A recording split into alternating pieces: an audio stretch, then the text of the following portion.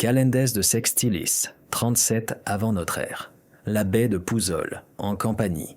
L'air est épais et lourd, un mélange brouillon d'embrun salé de la mer Tyrrhénienne et de l'odeur faible et inquiétante du soufre qui suinte du sol poreux. Ici, dans les champs flégréens, la terre elle-même semble vivante, respirant de lents soupirs géothermiques. Vous vous tenez aux côtés d'un homme dont l'expression est sculptée dans le même granit dur que les statues du forum, mais dont les yeux bougent avec une énergie agitée et calculatrice. C'est Marcus Vipsanius Agrippa, ami d'enfance et commandant suprême de Gaius Octavius, l'homme qui deviendra Auguste. Aujourd'hui, cependant, les titres sont un luxe. La victoire est la seule monnaie qui compte. Le regard d'Agrippa balaie le paysage. Un froncement de sourcils gravé sur son front hâlé par le soleil. À sa droite, la baie de Pouzol scintille sous le soleil implacable d'août, une trompeuse étendue de saphir. Trompeuse car là-bas, tapis au-delà de l'horizon, se trouve l'architecte de la famine de Rome, Sextus Pompée. Fils du légendaire Pompée Magnus, Sextus est devenu un roi pirate, ses flottes étranglant les routes maritimes de Sicile et de Sardaigne. Il a étouffé l'Annone, les expéditions vitales de céréales d'Égypte et d'Afrique. Les plébéiens de Rome se révoltent, leur fin étant une arme politique dirigée directement contre le cœur du second triumvirat. 2 fois, les flottes d'Octavien ont rencontré Sextus en haute mer. 2 fois, elles sont revenues brisées et boiteuses au port, déjouées et brisées par les tempêtes et la supériorité maritime des amiraux de Sextus. Agrippa sait qu'ils ne peuvent pas gagner une 3e bataille de cette manière. Ils ont besoin d'une nouvelle flotte, d'une nouvelle stratégie et surtout d'un nouveau foyer. Ils ont besoin d'un port, une forteresse de la mer. Il tourne son regard vers l'intérieur, vers le problème. Devant vous se trouve un cauchemar géographique. Les eaux calmes et saumâtres du lac Lucrinus sont séparées de la baie par une simple bande de sable et de gravier, une défense pathétique contre les tempêtes saisonnières. Au-delà, enveloppé de mythes et de vapeurs volcaniques, se trouve le lac Avernus, la légendaire entrée des enfers. Ses eaux sombres et immobiles et ses pentes abruptes et boisées seraient si toxiques que les oiseaux volant au-dessus tomberaient morts du ciel. Ce n'est pas un endroit pour construire une marine, c'est un lieu où les poètes et les prêtres murmurent des malédictions. Les tempêtes qui ont fait naufrage nos navires près de Cumes déchireront ce banc de sable en hiver, dit Agrippa, sa voix rauque et grave. Il ne vous parle pas, mais à l'homme sec et vif d'esprit à ses côtés, Lucius Cocceius Octus, son architecte militaire en chef. Cocceius, un affranchi d'un talent immense, se contente de hocher la tête, son esprit travaillant déjà sur la géométrie impossible de la tâche. « Le banc peut être renforcé, monseigneur, » répond Cocceius, gesticulant d'une main calleuse. Mais le véritable défi est la profondeur. Le Lucrin est un marais. L'Averne est profond, mais clos. Nous devons les relier tous deux à la mer, draguer les canaux et construire des jetées capables de résister à une tempête du sud. Avec de la pierre de taille, le travail prendra des années que nous n'avons pas. Autour d'eux, les bruits du labeur ont déjà commencé. Les vétérans endurcis de la 3e légion Gallica, leurs boucliers et armures soigneusement empilés sous des tentes de toile, manient maintenant des dolabres et des pelles au lieu d'épées. Leurs bras musclés, plus habitués à former un testudo, abattent maintenant des arbres et dégagent les broussailles. Ils travaillent avec une efficacité sombre et rythmée, leurs centurions supervisant l'effort avec les mêmes normes inflexibles qu'ils appliqueraient sur un mur de forteresse en Gaule. Mais ceci n'est pas la Gaule. C'est une bataille contre la mer elle-même, et leur ingénierie traditionnelle, bois romain robuste et blocs de tuf taillés, semble insuffisante. Sextus Pompée ne les attendra pas pour empiler patiemment des pierres. La fin de Rome n'attendra pas. Agrippa pose ses poings sur ses hanches ceintes de sa ceinture de cuir, Ce n'est pas un homme donné aux envolées lyriques. C'est un pragmatique, un soldat, un ingénieur. Il voit le monde comme une série de problèmes à résoudre par la logistique, la discipline et une force écrasante. « Nous n'avons pas des années, Coxeus, répète-t-il, sa voix s'abaissant. Nous avons des mois. Octavien m'a donné une tâche. Construire une flotte et entraîner les hommes pour écraser Pompée pour de bon. Ce désert en sera le berceau. Trouvez-moi un moyen de faire en sorte que cela se produise plus rapidement. J'ai besoin d'un miracle de vos ingénieurs. » Coxeus esquisse un mince sourire confiant. « Un miracle, monseigneur ? Pas tout à fait. Mais j'ai envoyé chercher quelque chose dans les collines de Pouzol. Une terre spéciale. Une poussière.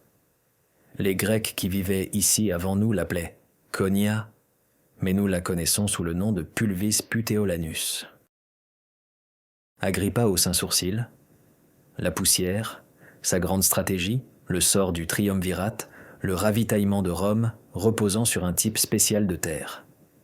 Il regarde de la mer scintillante et hostile au lac sombre et menaçant, et pendant un instant, l'immense poids de la République semble s'installer carrément sur ses épaules. Une semaine plus tard, les premières barges arrivent. Elles ne sont pas chargées des blocs de tuf aux arêtes vives des carrières près de Néapolis, ni du marbre immaculé de Luna qui orne les temples de Rome. Ce sont des embarcations sales, à faible tirant d'eau, poussées à travers les canaux troubles par des ouvriers en sueur, et leur cargaison n'est rien d'autre que des tas de terre rougeâtre grise et granuleuse. La poussière monte dans l'air, enduisant l'arrière de la gorge d'un goût sec et métallique. Elle se dépose sur la peau moite des légionnaires, donnant à leurs membres bronzés par le soleil la couleur de la terre cuite. Ceci est le Pulvis puteolanus, la poussière de Pouzol. Pour un œil inexpérimenté, elle est sans valeur. Mais pour Coxeus, c'est la clé. Regarde décharger les barges des hommes dont la propre civilisation était ancienne lorsque Romulus et Rémus furent censés être allaités par la louve. C'est un équipage de maîtres bâtisseurs et de tailleurs de pierre venus d'Alexandrie, en Égypte, des hommes dont les mains et les esprits comprenaient les mathématiques sublimes de la permanence. Leur chef, un homme nommé Aménophis, a la peau de la couleur de la riche boue du Nil et des yeux qui ont jugé la justesse d'un bloc de pierre 1000 fois. Il a été engagé, ou plus précisément, enrôlé pour l'expertise renommée de son peuple dans l'extraction et le déplacement de pierres colossales, des compétences que les Romains admiraient et employaient souvent pour leurs projets les plus grandioses. Il se tient, les bras croisés, son pagne de lin d'un blanc éclatant contrastant avec les bruns et les verts chaotiques du chantier.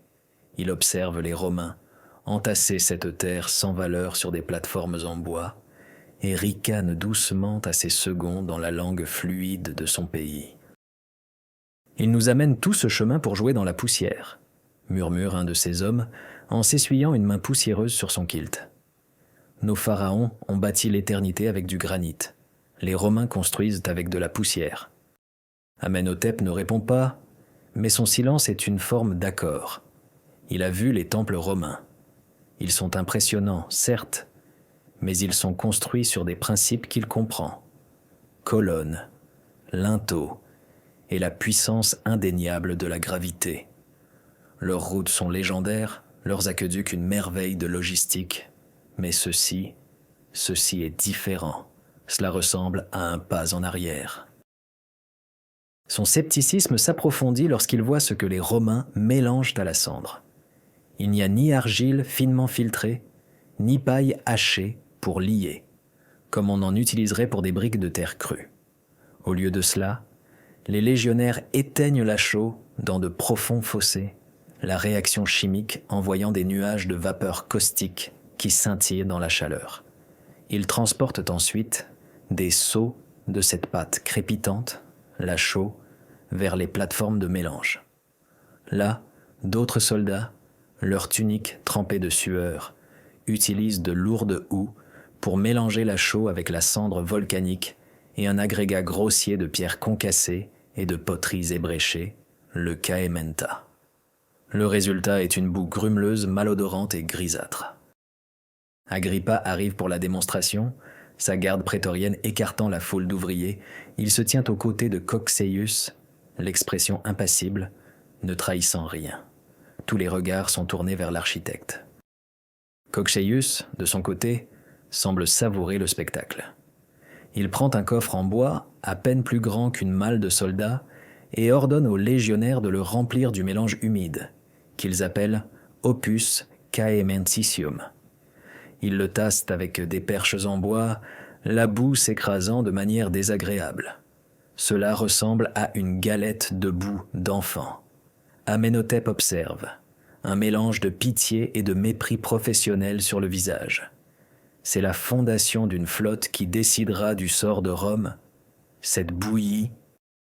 C'est ainsi, annonce Cocceius, la voix résonnant d'une conviction qui semble totalement déconnectée du matériau qu'il présente, que nous construirons le port. Non pas en empilant des pierres une par une, mais en coulant une seule pierre monolithique partout où nous en aurons besoin. Il donne alors un ordre qui fait échanger à Amenhotep et à ses Égyptiens des regards de stupéfaction sincère. Un groupe de soldats hisse un second moule identique rempli de mortiers humides. Ils le portent au bord du lac Lucrin, s'enfoncent dans l'eau trouble jusqu'aux genoux et le submergent. L'eau s'embue de boue grise. « La folie !» dit Amenhotep, cette fois dans un latin passable, assez fort pour que les ingénieurs romains l'entendent. On ne peut pas construire avec de la boue dans l'eau. Elle se dissoudra. Elle disparaîtra sans laisser de traces avant le matin. Un centurion romain, le visage marqué par une carte de cicatrice de campagne en Germanie, le fusille du regard. « Tu interroges un architecte romain, égyptien ? Nos murs s'étendent de la Britannia à la Syrie. » « Vos murs sont sur terre ferme, » rétorque Amenophis, sans crainte. « La mer n'obéit pas au commandement d'un centurion. » Cocceius se contente de sourire. « Patience, maître Amenophis. Notre poussière a une propriété que votre magnifique granit n'a pas.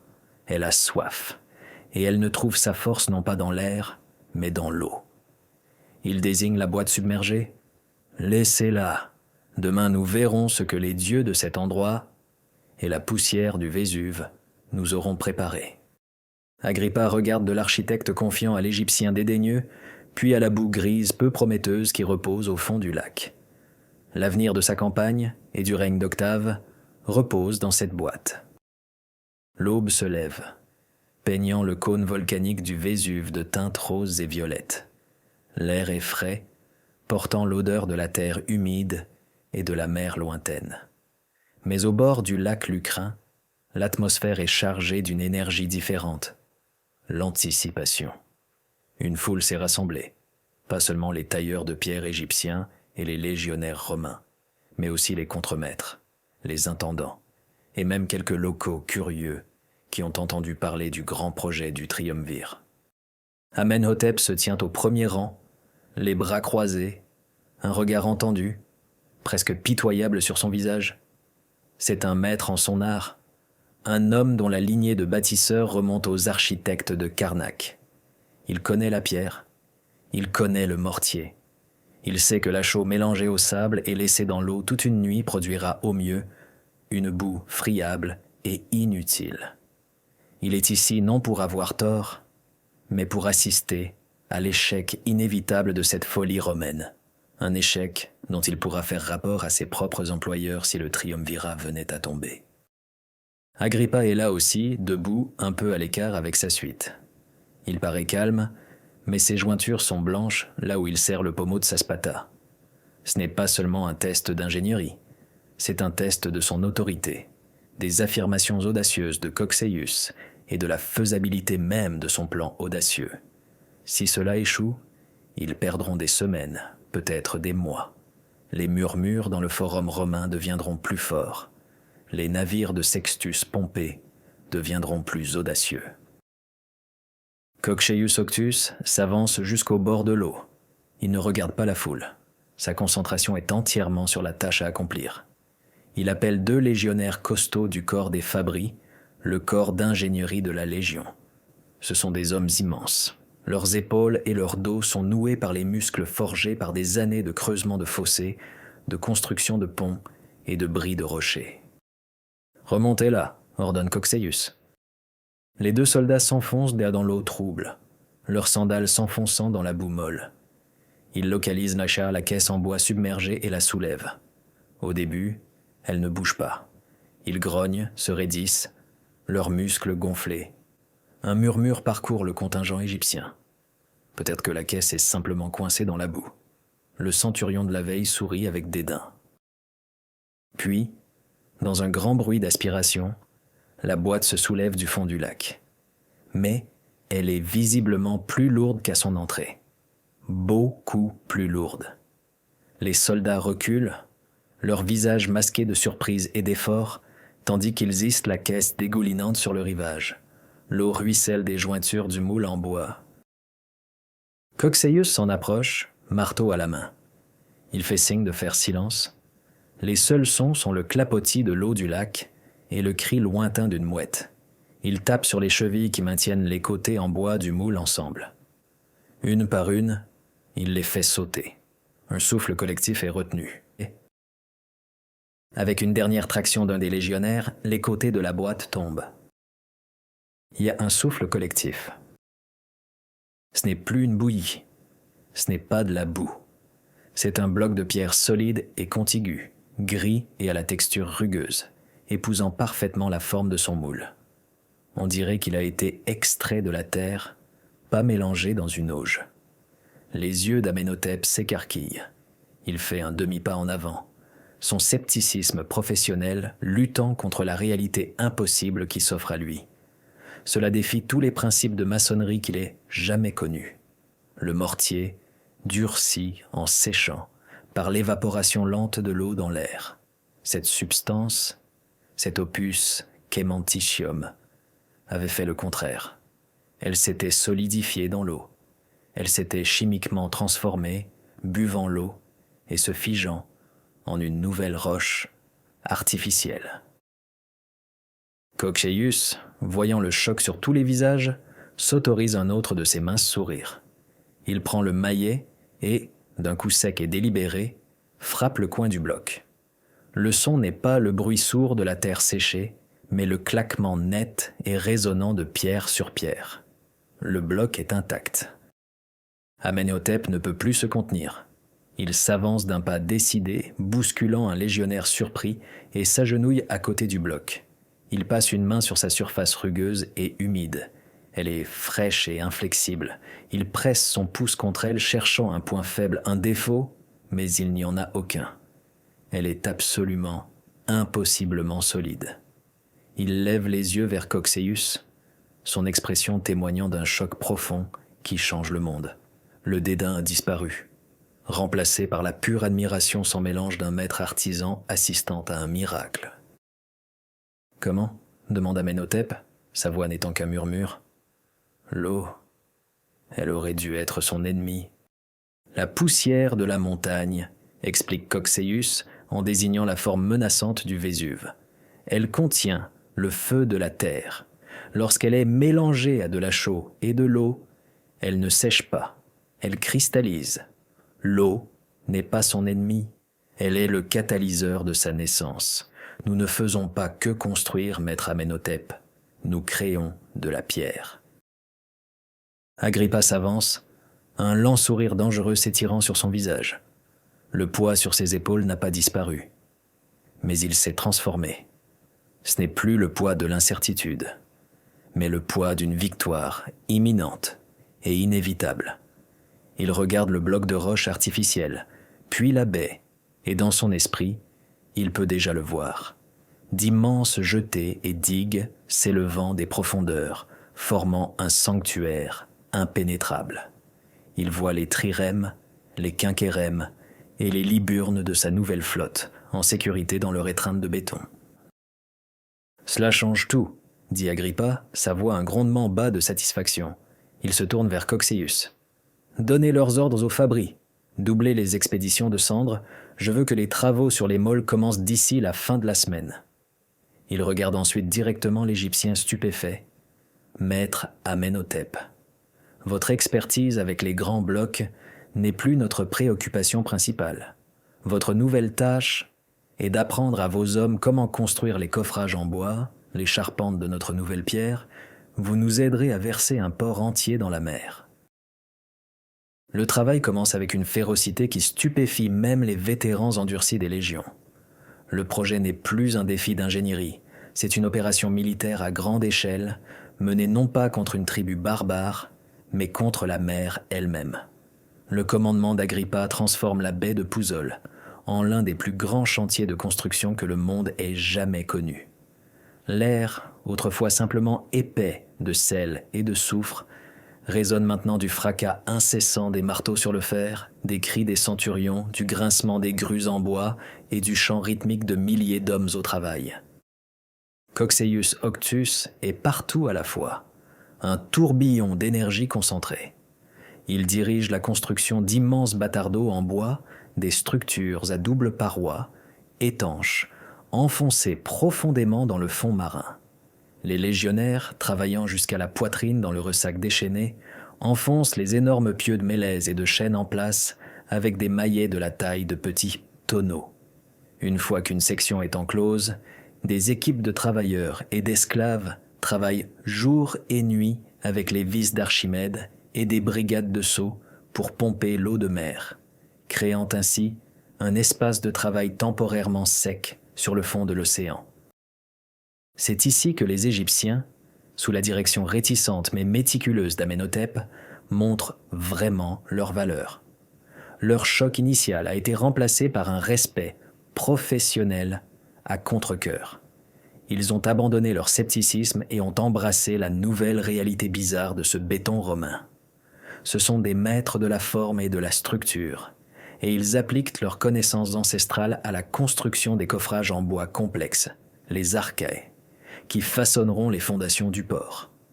Ils les construisent avec la précision d'un charpentier, les renforçant avec des traverses et des ferrures pour résister à l'immense pression du béton humide. Une fois qu'une enceinte étanche est asséchée et qu'un coffrage y est construit, la vraie magie commence. Des processions de travailleurs se déplacent en une ligne constante et fluide.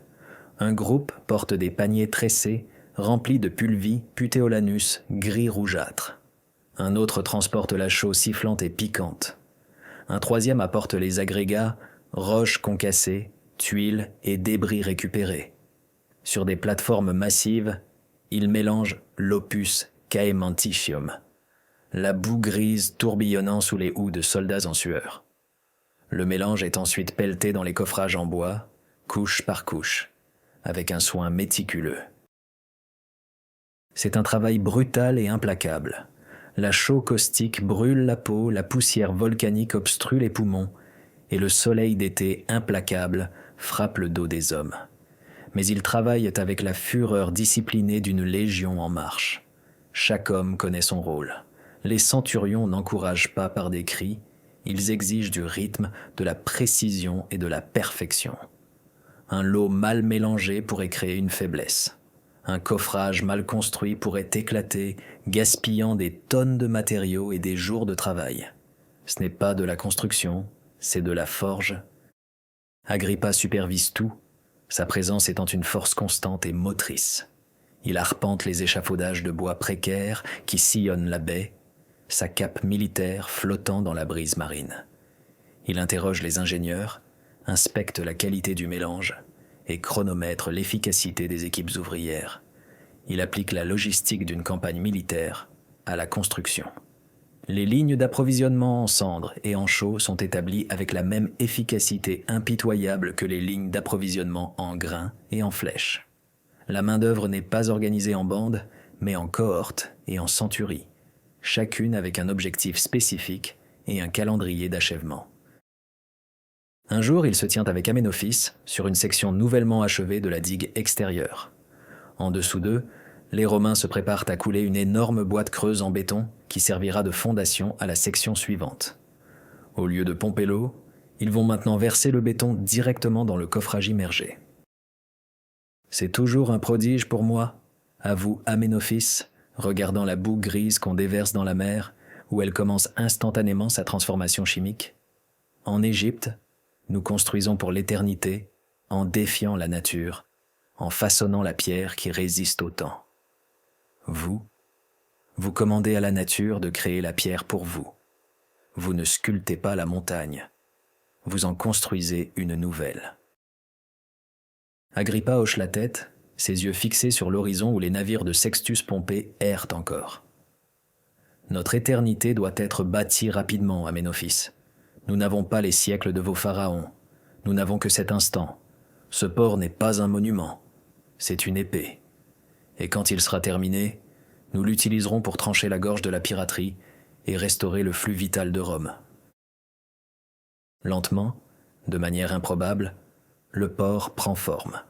Une imposante digue extérieure commence à s'étendre depuis le rivage, créant un bassin calme et protégé. Une autre jetée s'étend du côté opposé. La étroite bande de sable séparant le lac Lucrinus de la mer est percée, renforcée de murs en béton et transformée en un canal fortifié. Les ingénieurs de Coxeius accomplissent alors leur plus grand exploit. Ils creusent un tunnel, la Crypta Neapolitana, traversant directement la colline de Posillipo, créant une route directe entre le nouveau port et Néapolis, et un second tunnel encore plus ambitieux reliant le lac Avernus au lac Lucrinus. L'entrée légendaire des enfers est devenue un bassin naval.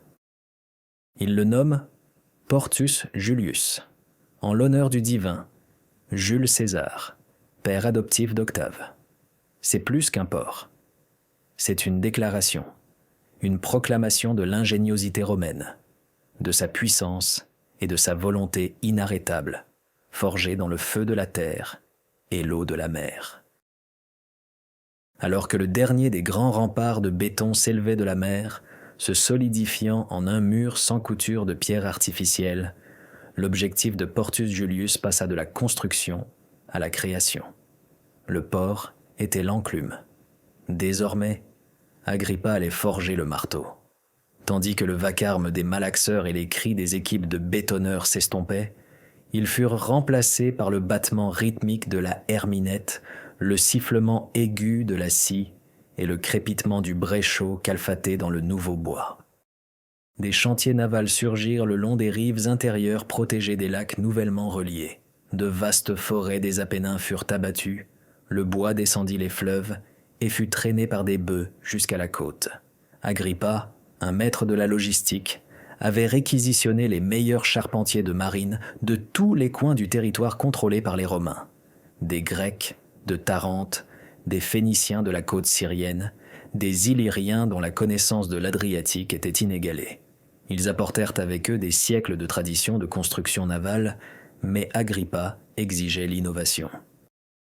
Il savait que la force de Sextus Pompée résidait dans la vitesse et l'agilité de ses navires, manœuvrés par des marins expérimentés capables de tourner autour des navires romains plus lourds et plus maladroits. La solution d'Agrippa n'était pas de les égaler, mais de les submerger. Il ordonna la construction de Quinquérem, mais à une échelle plus grande que jamais auparavant. C'étaient des mastodontes, des forteresses flottantes avec des coques renforcées conçues pour résister aux abordages et des tours remplies d'archers et d'artillerie. Ils étaient pas les plus lents, certes, mais ils étaient construits pour être des plateformes de force écrasantes. Plus grave encore, Agrippa avait besoin d'hommes. Il avait les légions, la meilleure infanterie lourde du monde, mais c'étaient des animaux terrestres. La plupart n'avaient jamais ressenti le tangage et le roulis d'un pont en haute mer. Leur discipline sur le champ de bataille était légendaire, mais cela ne signifiait rien s'ils étaient vaincus par le mal de mer et incapables de se tenir debout, encore moins de combattre. Ainsi commença l'un des programmes d'entraînement les plus ambitieux de l'histoire militaire. Agrippa transforma les eaux calmes et protégées de Portus Julius en une immense académie navale. 22 000 hommes, un mélange de vétérans légionnaires, d'affranchis et de recrues provinciales à qui la citoyenneté était promise, furent rassemblés. Ils n'étaient là pas marins. C'étaient des fermiers, des forgerons et des maçons à qui l'on avait remis une rame en leur disant qu'ils étaient désormais les instruments du salut de Rome. Leur entraînement était brutal et systématique. Avant même que les navires ne soient entièrement construits, Agrippa ordonna la construction d'immenses cadres de rameurs en bois sur terre. Des centaines d'hommes s'asseyaient sur des bancs étagés, tout comme ils l'auraient fait dans une véritable quinquerème, et s'entraînaient à ramer à l'unisson au rythme d'un tambour. Des centurions, des hommes qui avaient appris à commander sur les plaines poussiéreuses de Gaule, se tenaient maintenant sur des plateformes, hurlant à leurs hommes de garder le rythme, leurs marteaux d'ortator frappant un rythme implacable. Jour après jour, sous le soleil ardent, les hommes ramaient sur terre ferme, leurs muscles brûlants, leurs mains se couvrant de cloques, transformant le mouvement étranger de la rame en un réflexe conditionné. Amenhotep, ses principales tâches de construction terminées, observait souvent ces exercices, une expression amusée sur son visage. Il voyait des hommes vomir à cause du mouvement répétitif, s'effondrer d'épuisement par la chaleur, être emmenés par les médecins. Commandez à la terre et à la mer de construire vos murs. C'est une chose, commenta-t-il à Cocceius un après-midi, alors qu'ils observaient une séance particulièrement éprouvante. En commander à l'estomac d'un homme d'obéir, c'en est une autre. Ce ne sont pas des marins. Ils ne le sont pas, acquiesça Cocceius, son regard fixé sur les visages résolument déterminés des hommes qui ramaient. Ce sont des Romains.